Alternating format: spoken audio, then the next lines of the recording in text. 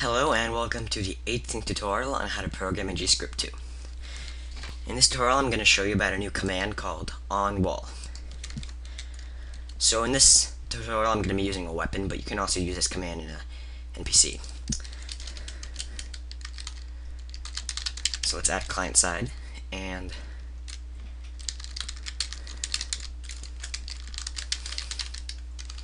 function onPlayerChats.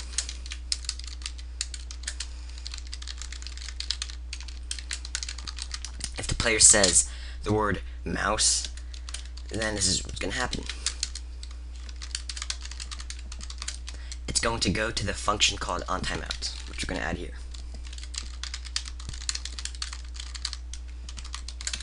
And at the bottom we can add sleep 0.1 on timeout if we want to loop it, or because it's an on timeout function we can just add set timer 0.1.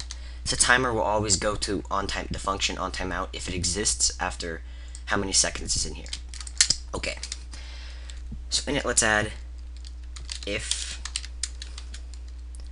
onWall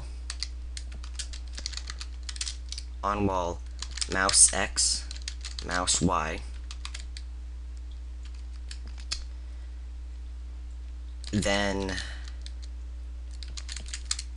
do this.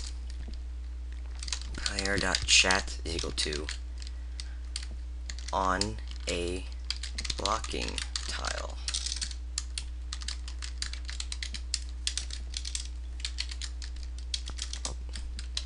Else player.chat is equal to not on a blocking tile. Ugh.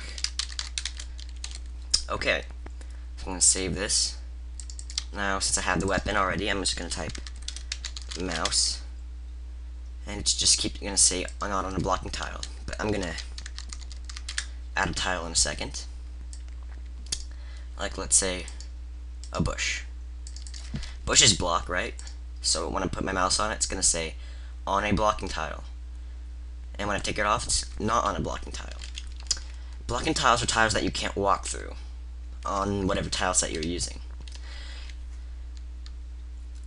So that's pretty useful because you can do things like make NPCs that don't walk through walls. Like, let's say you want to make an AI that doesn't walk through walls. You can do that with that. Now, the mouse X is the X value that your mouse is on. This is by tiles. And the mouse Y is going down the Y-axis that your mouse is on. So, mouse X, which is the first parameter is the X, and the second is the Y. So we can put any variable here, like we could put 1 if we wanted to. That's not a variable, but it's a number. So now if the tiles 5, 5 are blocking, then it's going to say that.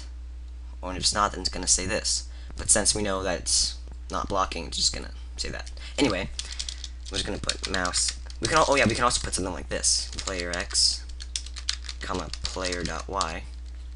That'll work. We can put this.x, this.y, anything like that. I'd have to say mouse first.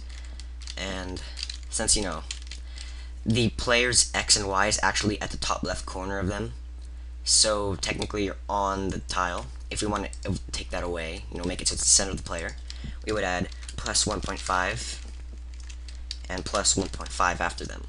I'm not sure if this is exactly the center, but it's about. So you'll see that nowhere we walk around it because the center of the player isn't touching it. But now if we move ourselves, like if we do this, it'll say that we're on a blocking tile. Well, anyway, that's it for this tutorial. Actually, no, I'm gonna teach you one more thing. It's called random, and it makes things random. Let's just change the NPC to be like this. Random. And then in the NPC, let's add. Actually, why am I doing this? I don't even need the on timeout this time.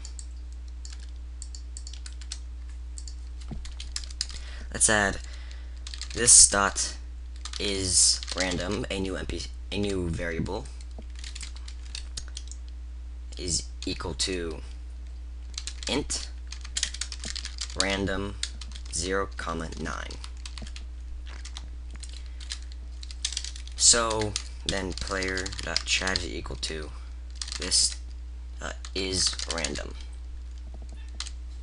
So what this is going to do is when you say the word random, it's going to make this dot random a new variable equal to any number between 0 and 9. And after this you can do things like if this dot random is equal to 1, then make it say this or whatever. But we're going to do this. So when we click apply, it says random, we get 0. Let's say random again, we get 5. Again we get 1. Again we get 9. So any number between 0 and 9 is going to get a random number from those. Anyway, that concludes this tutorial, and I hope you have a better understanding on wall and understand how to make things random.